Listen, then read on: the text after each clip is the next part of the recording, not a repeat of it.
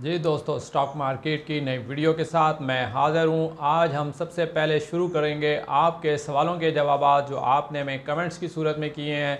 तो सबसे पहले खिज़र साहब का सवाल शामिल करेंगे। उन्होंने BBFL यानी कि बिग बर्ड फूड के बारे में पूछा है कि कैसी कंपनी है, कैसी रह सकती है। तो फर्स्ट ऑफ़ ऑल उन्हें हम बताना चाहते हैं कि आज उसने बहुत अच्छी जो क्लोजिंग दी है, 53 रुपये 24 पैसे पर। BBFL ने काफ़ी अरसे के बाद कम बैक किया है, वापसी हुई है।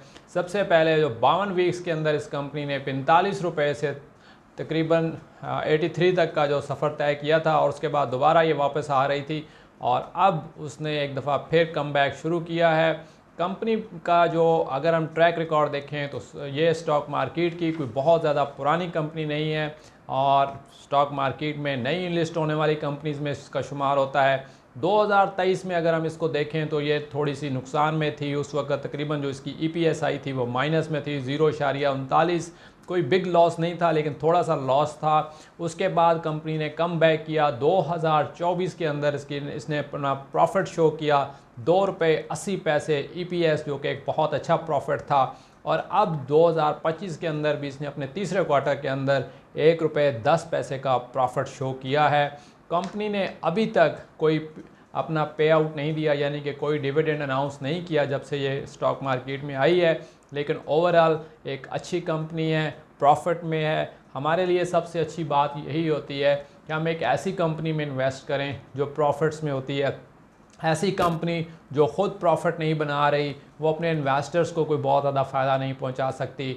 इसलिए हमेशा ऐसी कंपनी को चूज़ करें जो कंपनी प्रॉफिट्स बना रही हो। इस वक्त जो हम अपनी वीडियोस बना रहे हैं, इसमें भी हम मुसलसल ऐसी कंपनीज़ को आइडेंटिफाई कर रहे हैं जो लॉसेस में हैं या प्रॉफिट्स में हैं। तो हमें हमेशा ऐसी कंपनीज़ की तरफ जाना होता है जो अच्छे प्रॉफिट्स बना रही होती हैं। अगर उनके प्रॉफिट्स का सिलसिला मुसलसल चल रहा हो तो हमारा कॉन्फिडेंस लेवल उन पर बहुत ज़्यादा होता है। लेकिन अगर किसी वजह से कोई कंपनी एक क्वार्टर में लॉस करती है, दूसरे में प्रॉफिट पे आ जाती है, तो इस तरह की कंपनी को हम स्टेबल कंपनी नहीं कहते, बल्कि हमारी जो उसमें उसके बारे में जो राय बनती है वो ये है कि स्टेबल नहीं है, कभी प्रॉफिट्स में जा रही है और कभी लॉसेस में जा रही है। तो इस तरह की कंपनी को भी अवॉइड किया जाता है। हमेशा कोशिश ये की जाती है कि एक ऐसी कंपनी का इंतखाब किया जाए जो मुसलसल प्रॉफिट्स बना रही हो, तवील अरसे से प्रॉफिट्स बना रही हो, या उसके प्रॉफिट्स में मुसलसल इजाफा हो रहा हो। तो ये आइडेंटिफाई किया जाता है ऐसी कंपनीज़ को। तो बिग बर्ड जो फूड है, ये भी एक अच्छी कंपनी है। 2024 में भी अच्छी रही है और अभी भी उसके रिजल्ट्स मुनासिब हैं, और इस वक्त ये कम बैक किया है। आज इसने तकरीबन 8% ये ऊपर आई है एक दिन के अंदर। तो लगता यही है कि आने वाले दिनों में कंपनी मज़ीद बेहतर होगी। इसको आप ख़रीद सकते हैं, जमा कर सकते हैं, और आगे लॉन्ग टर्म के लिए भी इकट्ठे कर सकते हैं। फिर हमारे एक व्यूअर ने सवाल पूछा है कि FFC क्या 400 पर दोबारा जा सकता है। जी बिल्कुल, FFC में ये पावर है कि वो दोबारा 400 पर भी जा सकता है। FFC हो या एफर्ट हो, एंग्रो होल्डिंग्स हो या फातिमा फर्टिलाइज़र हो, ये चारों कंपनियां अपने सेक्टर की बेहतरीन कंपनीज़ हैं। लेकिन इस वक्त फर्टिलाइज़र में थोड़ा सा हमें नज़र आ रहा है कि प्रॉफिट जो है थोड़ा सा कम हुआ है, और ये कारोबार का हिस्सा होता है। आप हमेशा याद रखिए कि कारोबार में अप्स एंड डाउन आते रहते हैं, लेकिन कंपनीज़ और उनकी जो मैनेजमेंट होती है वो हमेशा इन चीज़ों पर काबू पाती है और अपने प्रॉफिट्स में इजाफा करती है। और जो अच्छी कंपनीज़ होती हैं उनका ट्रैक रिकॉर्ड हमें ये बताता है कि ये कंपनीज़ अपने प्रॉफिट्स को दोबारा हासिल कर लेती हैं। तो मैंने जिन 4 कंपनीज़ का आपके सामने नाम लिया है फर्टिलाइज़र की, इन चारों का शुमार बहुत अच्छी कंपनीज़ में होता है। इनकी मैनेजमेंट बेहतरीन काम कर रही है, इनका जो ट्रैक रिकॉर्ड है पिछले कई साल का वो ज़बरदस्त है। FFC और ये दोबारा 400 पर आ सकता है, नेक्स्ट क्वार्टर के रिज़ल्ट के करीब 400 पर जा सकता है, या नेक्स्ट क्वार्टर के रिज़ल्ट के अंदर अगर कोई बहुत अच्छी चेंज आती है जो कि एक्सपेक्टेड है तो उसमें भी 400 पर जा सकता है। इसलिए लॉन्ग टर्म के अंदर जो काम कर रहे हैं उन्हें FFC को रखते हुए कोई परेशानी नहीं।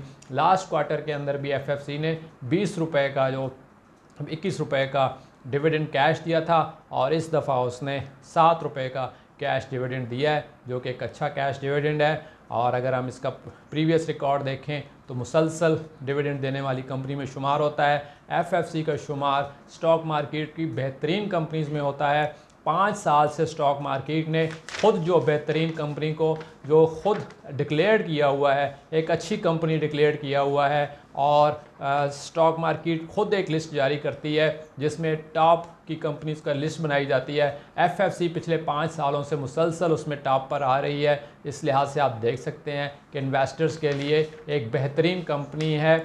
और उसके बाद एक और क्वेश्चन हमारे व्यूअर्स ने पूछा है कि एफसीपीएल, एफसीईपीएल और एसवाईएम और एसएनजीपी, इन तीनों कंपनीज़ को डिस्कस करें। तो देखें, सबसे पहले मैं एसएनजीपी के बारे में बात करना चाहूँगा। एसएनजीपी का जो अभी रिज़ल्ट आया है उसमें उसने अच्छा कैश डिविडेंड भी अनाउंस किया है। उसके साथ साथ उसने जो ओवरऑल परफॉर्मेंस दी है वो भी बहुत ज़बरदस्त दी है, और उसने अपने आप को शो कराया है कि डबल उसने वहाँ पे तकरीबन अपनी जो प्रोग्रेस शो की है। एसएनजीपी की बहुत अच्छी परफॉर्मेंस है। एसवाईएम सिमेट्री वालों की जो कंपनी है, सिमेट्री ग्रुप की जो कंपनी है, टेक्नोलॉजी सेक्टर की कंपनी, इसके बारे में मैं बताऊं कि ये लास्ट ईयर जो है मैंने काफ़ी सोशल मीडिया के प्लेटफॉर्म पे बताया था। लॉन्ग टर्म के अंदर आप इसको रख सकते हैं, होल्ड कर सकते हैं, जमा कर सकते हैं, और आने वाले दिनों में कंपनी फ्लोरिश कर रही है, अपने बिजनेस को बढ़ा रही है, तो आने वाला टाइम इसका बहुत अच्छा टाइम हो सकता है, और बिल्कुल ये आपको बहुत अच्छे प्रॉफिट्स और मार्जिन्स दे सकती है। इस वक्त कंपनी जो है वो एक ऐसे फेज़ के अंदर काम कर रही है, अभी स्टॉक मार्केट में नहीं आई है, इनका आईपीओ नया आया है और तकरीबन 1.5-2 साल हुए हैं, और इस टाइम पीरियड के अंदर कंपनी ने स्टॉक मार्केट से पैसा इकट्ठा करके अपने बिज़नेस को बढ़ाना शुरू किया है। अब उसके रिजल्ट्स आस्ते आस्ते हम देख रहे हैं। डिफरेंट इसके लोकल पाकिस्तान के अंदर मुआहदे भी हो रहे हैं। इसके अलावा सिमेट्री ग्रुप की ये कंपनी जो है यूएई में भी अपने ऑफिस ओपन कर चुकी है। तो आने वाला टाइम हमें इसका बेहतरीन लग रहा है। लोकल और इंटरनेशनल दोनों लेवल्स पर कंपनी जा रही है। आने वाला टाइम इसका अच्छा हो सकता है, इसलिए इसको यहाँ पर जमा करना बनता है और इसको होल्ड करना बनता है। एफसीईपीएल का रिज़ल्ट बहुत अच्छा आना शुरू हो चुका है। पिछले 2-3 क्वार्टर से उसके रिज़ल्ट्स बहुत अच्छे आ रहे हैं। कंपनी इम्प्रूव कर रही है। उसके अलावा कैश डिविडेंड्स भी दे रही है। एंग्रो की कंपनी है, एंग्रो ग्रुप की कंपनी है, बहुत अच्छी कंपनी है, और इसके डिविडेंड्स के अलावा इसके जो कैश फ्लो है वो बहुत बेहतरीन है। ओल्पर बनाने वाली कंपनी, दूध बनाने वाली कंपनी है, आपके लिए एक बहुत अच्छी साबित हो सकती है, इन्वेस्टर्स के लिए बहुत अच्छी साबित हो सकती है। आने वाले दिनों में एफसीपीएल के अंदर हम आगे बढ़ते हुए इसको देख रहे हैं। इन्वेस्टर्स के लिए ये बहुत अच्छी कंपनी साबित हो सकती है। इसके बाद अबू कामल अज़मी ने एक सवाल पूछा है कि what to do with NRL. तो एनआरएल के बारे में मैं यही कह सकता हूँ कि मुझे नहीं मालूम कि आपने उसमें कब इन्वेस्टमेंट की है और किस प्लान के तहत इन्वेस्टमेंट की है और आपका क्या टारगेट है, लेकिन कंपनी ओवरऑल दबाव का शिकार है, प्रेशर में है, नुकसानात भी इसके रिपोर्ट हो रहे हैं, आमदनी में भी कमी हो रही है। इस वक्त ओवरऑल रिफाइनरी सेक्टर भी दबाव का शिकार नज़र आ रहा है, लेकिन आपने अगर इसको 300 पर लिया हुआ है तो आप इसको होल्ड रखें। और मेरी एक आपको एडवाइस है, जो वीडियो यहाँ पर देख रहे हैं लोग, उन लोगों के लिए एडवाइस ये है कि जब कंपनी नुकसान में हो और आपके पास जो आपने इन्वेस्टमेंट अगर कर दी है या आपने कुछ परचेजिंग कर ली है, तो लॉसेस की सूरत में उसको एवरेज करना शुरू ना कर दें, क्योंकि अगर आप एवरेज करेंगे तो आप इसमें थक जाएंगे और आप कभी भी उसको मीट नहीं कर सकेंगे।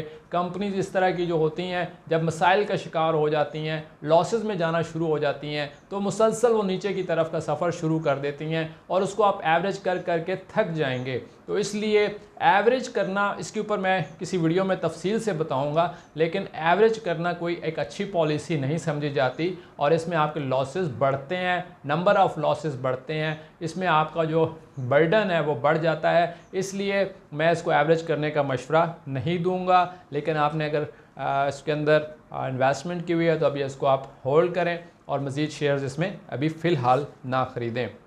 इसके बाद आज एक बहुत ज़बरदस्त रिज़ल्ट आया है बैंक सेक्टर से, और अस्करी बैंक का जो रिज़ल्ट आया है, इन्होंने तकरीबन डबल मुनाफा किया है और बहुत शानदार इनका मुनाफा शो हुआ है। और इस टाइम पीरियड के अंदर जिस तरह के इन्होंने आज कंपनी के जो शेयर्स थे मार्केट के अंदर जब ट्रेड हो रहे थे तो उसको अपर लाक भी लगा है, और उन्होंने इस टाइम पीरियड से में तकरीबन इससे पहले जो प्रॉफिट बनाया था वो 3 अरब और 74 करोड़ रुपए का प्रॉफिट था, और अब उन्होंने इसी टाइम पीरियड के अंदर तकरीबन अपना जो प्रॉफिट है वो 7 अरब 16 करोड़ पर चला गया है, जो तकरीबन प्रॉफिट में डबल हो गया है। इसकी ईपीएस में अगर हम देखें इसको, तो इसकी ईपीएस जो थी वो 2.58 रुपीज़ एक क्वार्टर के अंदर थी, और इसी क्वार्टर के अंदर अब जो ईपीएस है वो 4.94 रुपये हो गई है, ऑलमोस्ट डबल हुआ है। अस्करी बैंक का बहुत शानदार रिजल्ट हुआ है,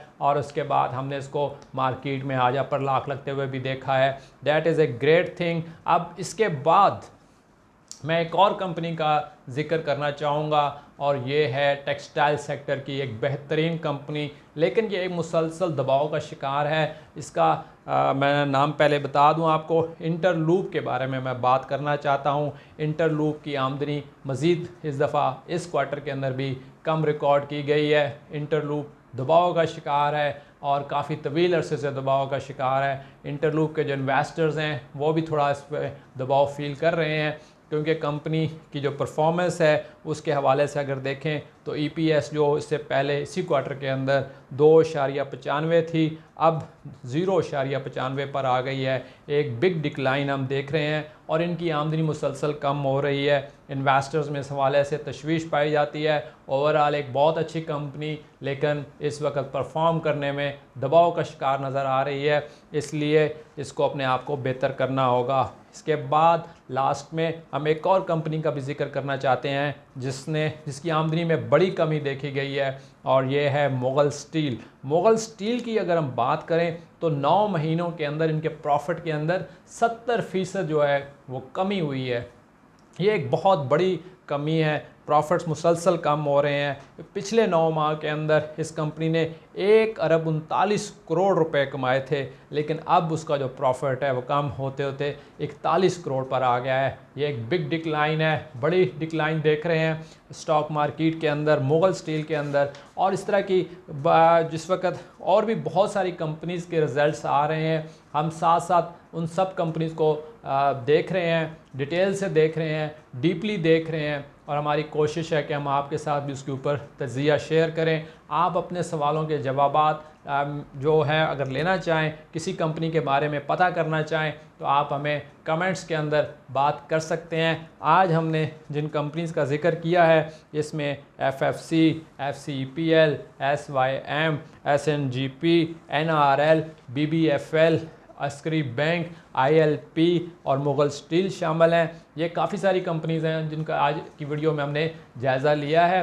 आइंदा आने वाली वीडियो में हम मज़ीद ऐसी कंपनीज़ का जायज़ा लेंगे जिनके रिज़ल्ट्स बहुत अच्छे आए हैं या जिनके रिज़ल्ट्स अच्छे नहीं हैं। उस हवाले से हम बात करेंगे कि आगे क्या स्ट्रेटजी हो सकती है, आने वाले क्वार्टर्स में हमें उसकी तरफ किस तरह से इन्वेस्टमेंट्स करनी चाहिए और अपने प्रॉफिट्स को कमाना चाहिए, बनाना चाहिए, और हमें उसके लिए क्या स्ट्रैटेजी इख्तियार करनी चाहिए।